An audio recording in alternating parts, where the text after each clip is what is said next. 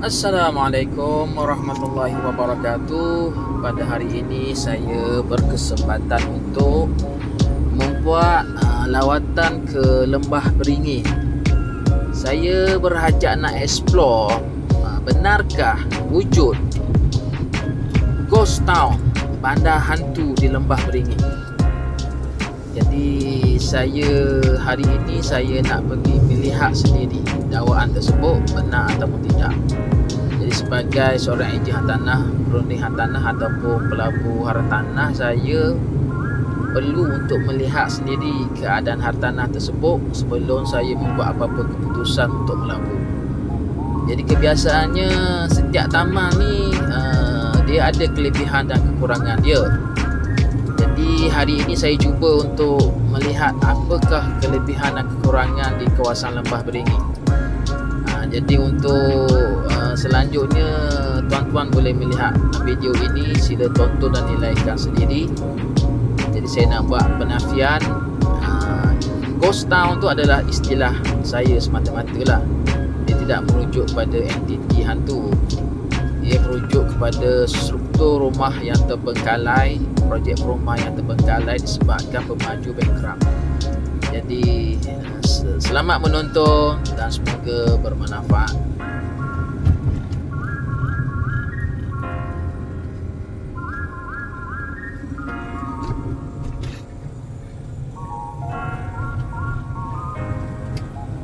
Okey, ini adalah selepas exit tol Lembah Beringin. So Lembah Beringin ni kalau kita tengok dia punya trafik, aliran trafik dia ni kelihatan macam tak ada banyak kenderaan lah.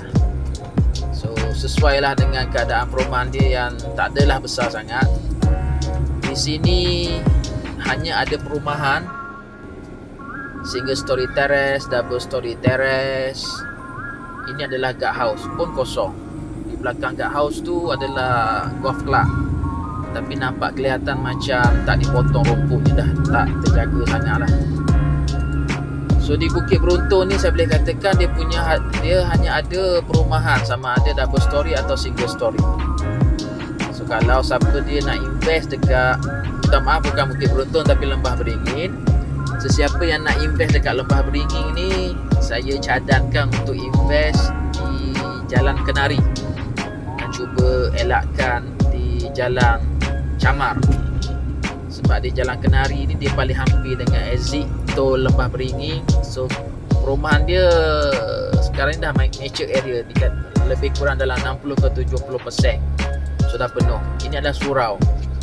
Berkemungkinan penduduk di sini sembahyang Jumaat di sinilah sebab tak ada masjid di kawasan ni.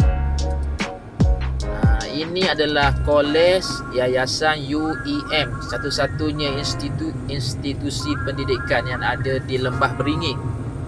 So bila ada institusi pendidikan di Lembah Beringin ni, dia menjadi satu daya tarikan lah untuk orang bekerja di sini dan tinggal di kawasan Lembah Beringin. So keadaan kolej ni masih lagi baik, masih baru. Dia punya fasiliti dia pun keadaan kebersihan apa semua memang cantik, tak ada masalah. Jadi kita mengharapkanlah kolej ni dapat menjadi sebagai satu magnet yang boleh menarik penduduk di kawasan luar untuk bekerja dan tinggal di Lembah Beringin. Ini suasana di guard house pintu masuk ke kolej Yayasan UEM.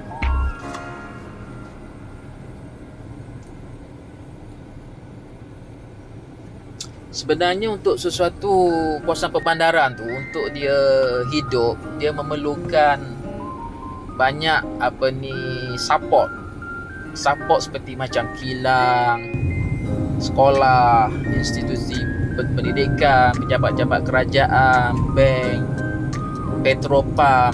Tapi semua tu saya tak nampak di Lembah Beringin je.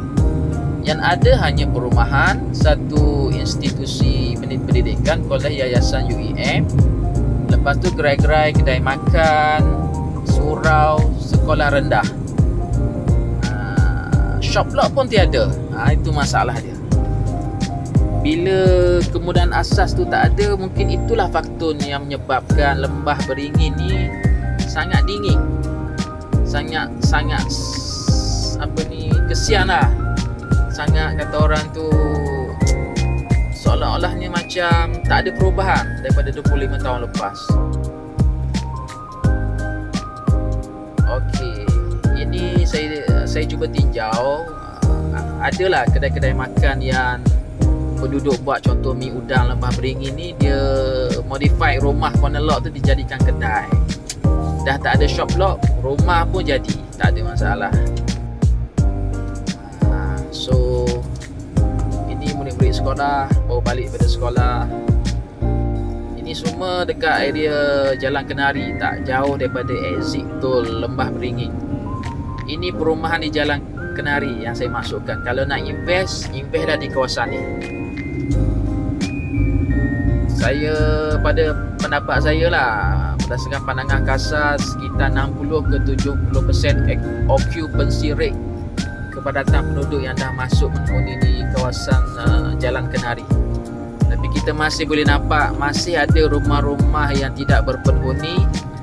Dan kalau ada pelabuhan tanah berminat nak invest, saya cadangkan invest di kawasan Jalan Kenari. Boleh nampak tu, rumah-rumah rosak masih ada. So dekat kawasan ni tak ada masalah. Ini saya pergi tinjau double story terrace di Jalan Kenari, 25 stroke something. Kawasan ni pun cantik, tak ada masalah. Kawasan double story Jalan Kenari ni pun cantik. Perumahan dia lebih kurang 60 ke 70% occupancy rate dia kepadatan penduduk yang dah masuk ke kawasan ni.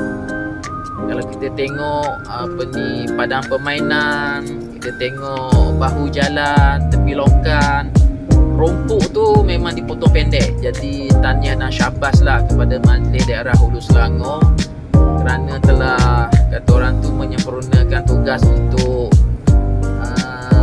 menjaga persekitaran taman, untuk memastikan taman dalam keadaan bersih, sesuai untuk diduduki. Jadi dekat kawasan ni saya tak nampak pun ghost town. Tak wujud agaknya ghost town di Lembah Beringin ni. Adakah itu hanya cerita lama atau masih ada lagi sekarang? Kita tunggulah sampai ke hujung episod video ni. Sekarang ni kita dah keluar daripada kawasan Jalan Kenari, double story terrace. Lepas ni kita nak pergi menhala ke perumahan lain lah untuk meninjau adakah keadaan yang sama. Double story sini semua cantik-cantik, semua ada orang, tak ada masalah. Laluan masuk keluar dia pun cantik, pokok bunga dia terjaga, rumput semua dipotong pendek. Okey, bermula daripada sini, ini adalah jalan utama daripada Lembah Beringin nak ke Kerling. Lembah Beringin nak pergi Kerling, jalan ni lengang, tak ada manusia sangat lah yang lalu kawasan ni. So bila saya masuk jalan Lembah Beringin nak menhala ke Kerling ni, saya perasan di sebelah kiri tu ada perumahan yang terbengkalai. Boleh jadi inilah kot yang dimaksudkan dengan ghost town, benda hantu yang viral satu ketika dululah. Kita lalu tu di main road utama Jalan Lembah Beringin ke Kerling tu boleh nampak ada rumah-rumah yang, kalau yang dah siap tu ada orang masuk. Ini dekat Jalan Camar. Jalan Camar ni ada rumah yang terbengkalai, ada rumah yang dah siap tu ada pemilik dia masuk. Tapi tak banyak lah, dalam 2-3 biji rumah yang ada penghuni. Yang lain tu kebanyakannya kosong lah. Ini semua rumah-rumah tinggal terbiar. Ada pemaju lama yang dah bankrupt. So kalau kawasan rumah ni kena lelong, bermaksud pihak pemaju sempat untuk membuat pindah milik daripada pemaju kepada nama individu. Berkemungkinan dah ada individu title lah, ataupun masih lagi nama pemaju lama. Tapi bila bankrupt, selalunya ada pihak liquidator yang akan take over tempat ni lah. So tak ada masalah kalau kita nak membeli, cuma potensi dia lah, sebab tak ada manusia yang tinggal di kawasan ni. okey, beli dan simpan sajalah. Tak tahu bila akan membangun kawasan ni. Dah 25 tahun, keadaan dia masih sama lah.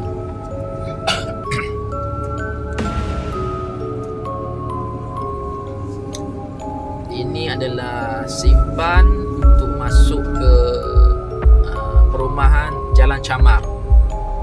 Dekat sini bila kita masuk kawasan Jalan Camar 2A Palan 12 ni, tempat ni ada lebih kurang 30 ke 40% ataupun ada setengah jalan tu sampai 50%. Maksudnya pemilik dah masuk kawasan ni, ada penghuni.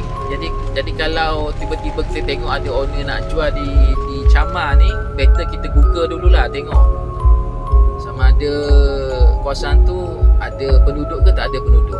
Kalau macam kawasan ni masih ada peluang lah kalau kita nak invest. Cuma nak kena simpan lama jugalah supaya harga untuk jualan balik tu lebih tinggi. Kalau kita nak sewa pun mungkin agak sukar sikit lah. Fasiliti taman apa semua, rumput di kawasan kaki lima semua cantik. Rumput semua dipotong pendek. Baguslah. MTHS ni Masjid Daerah Hulu Selangor ni memang dia dijagalah lembah beringin ni. Walaupun tempat ni kelihatan macam terbiar, tapi depan rumah tu rumput dipotong pendek walaupun rumahnya terbiar. Jadi tak adalah rasa takut sangat siapa yang tinggal di kawasan Jalan Camar ni.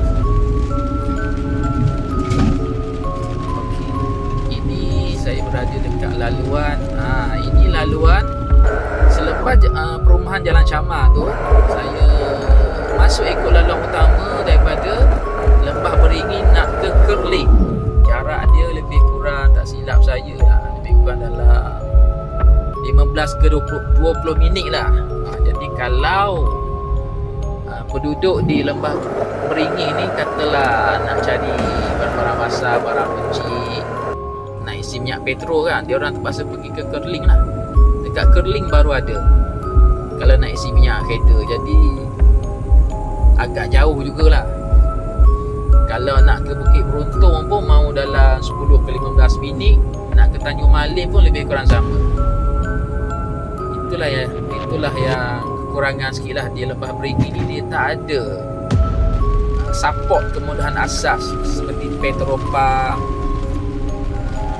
shop lot area, bank, pejabat-pejabat kerajaan, semua tak ada. Itu yang menyebabkan tempat ni dia seolah-olahnya macam tempat yang mati dah. Tak sesuai untuk family yang baru nak sekolah apa semua. Dia lebih pada untuk golongan-golongan orang yang sudah bersara, orang pencing lah. Tempat untuk mencari ketenangan. Hari ni special. Saya jumpa laluan masuk ke Kelab Golf Lembah Beringin.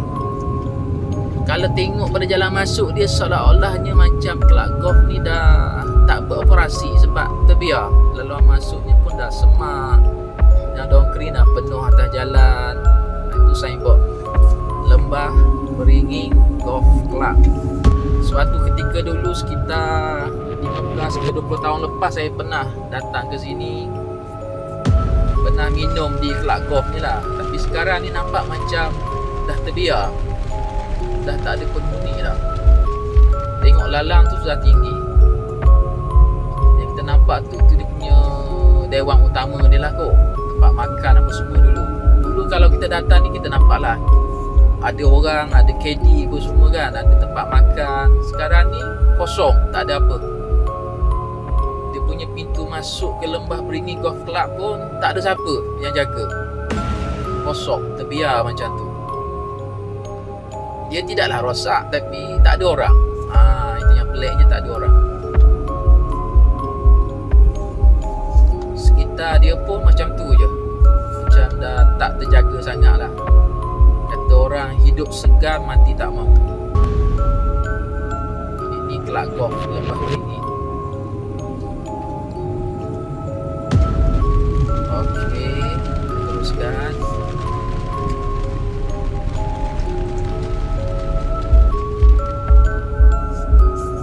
Setakat ini ada yang saya jumpa lah dekat Lembah Beringin ni, dia cuma ada sekolah, surau, perumahan, Kelab Golf yang dah terbiar dengan kolej, yayasan UEM. Itu saja yang ada. Lain semua tak ada. Kalau nak kemudahan, kena pergi ke Kerling, kena pergi ke Tanjung Maling, kena pergi ke Bukit Kerontong, baru ada kemudahan. Ini kawasan Kelak Golf, ini individu Lok Banglo pun macam tu, terbiar je macam tu. Jadi setakat saya pusing-pusing dengan kereta ni, tempat ni sesuai lah kalau kita nak panggil ghost town. Tapi untuk dia kawasan yang ada penduduk ni, kita tak boleh panggil dia ghost town, sebab tempat ni yang kawasan Jalan Kenari dekat sekolah tu semuanya hidup, tak ada sebarang masalah lah.